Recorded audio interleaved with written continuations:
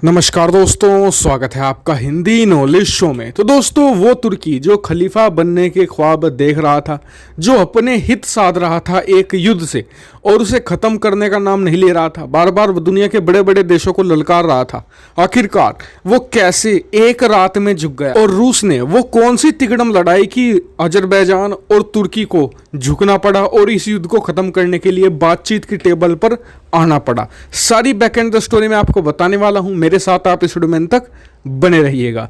चलिए दोस्तों, वीडियो को अपने हम शुरू कर लेते हैं। तो दोस्तों, अजरबैजान आर्मेनिया का युद्ध जितना ज़्यादा लंबा होता जा रहा था उतना ही ज़्यादा ये भयानक, और साथ ही इसमें खतरा था बड़े बड़े देशों को, रूस, ईरान और तुर्की जैसे को इस युद्ध में कूदने का। और इस युद्ध से दोनों देशों के नागरिक भी मारे जा रहे थे, क्योंकि अब दोनों देशों ने एक दूसरे के नागरिकों को निशाना बनाना शुरू कर दिया था। 2-3 शहर तो ऐसे हैं जो खंडर भी बन गए हैं।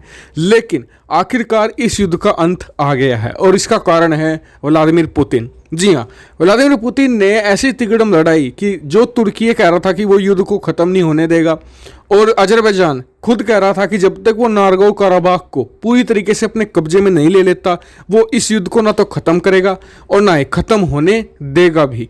लेकिन पुतिन ने ऐसी तिकड़म लड़ाई की रातों रात अजरबैजान को और आर्मेनिया को बातचीत की टेबल पर आखिरकार आना ही पड़ा है। तो आखिरकार व्लादिमीर पुतिन ने कौन सी वो बड़ी चाल चली है जिसकी वजह से ये खत्म हुआ है, मैं आपको बताता हूं। देखिए, अजरबैजान आर्मेनिया युद्ध में रूस को सबसे ज़्यादा खतरा था। देखिए, युद्ध चाहे कितना भी छोटा हो, कितने छोटे देशों के बीच का हो, उसमें खर्चा तो बहुत ज़्यादा होता ही होता है। और रूस जैसे देश के लिए अभी युद्ध अफोर्ड करना कोई ठीक बात नहीं थी, क्योंकि वो पहले से सीरिया में फंसा हुआ है। दूसरी बात, इकोनॉमी की हालत ठीक नहीं है कोरोना वायरस की वजह से। ऊपर से उसका आर्मेनिया के साथ एक डिफेंस पैक्ट था, जिसकी वजह से अगर आर्मेनिया की मेनलैंड पर हमला होता, अभी तक जो नारगो काराबाख में युद्ध चल रहा है, आर्मेनिया की मुख्य जो भूमि है वहाँ पर अभी युद्ध नहीं शुरू हुआ था। अगर वहाँ पर शुरू होता तो फिर रूस को निश्चित तौर पर इसमें कूदना पड़ता। ऐसे में ये रूस की इकोनॉमी के लिए भी बहुत बुरा होता।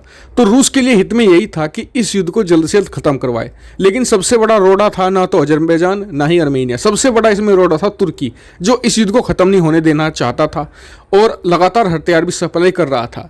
तो फिर आखिरकार रूस को अपनी सख्ती पर आना ही पड़ा। रूस ने यहाँ पर सीधे सीधे 2 ऑप्शन रखे अजरबैजान के सामने। पहला, या तो बातचीत करो, या दूसरा, या फिर मरो। यह निश्चित तौर पर था, उन्होंने साफ कर दिया था।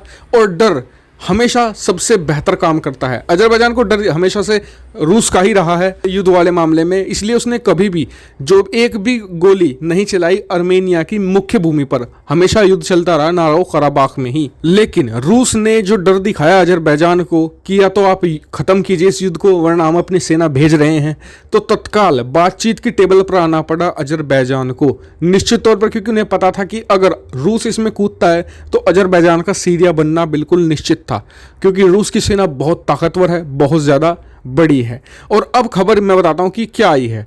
खबर यह है कि जल्द ही दोनों देशों के जो राष्ट्रपति हैं, राष्ट्राध्यक्ष हैं, वो मिल सकते हैं मास्को में। दोनों को मास्को बुलाया गया है, वहां बैठकर वो बातचीत करेंगे पूरे नागोर्नो कराबाख के क्षेत्र में।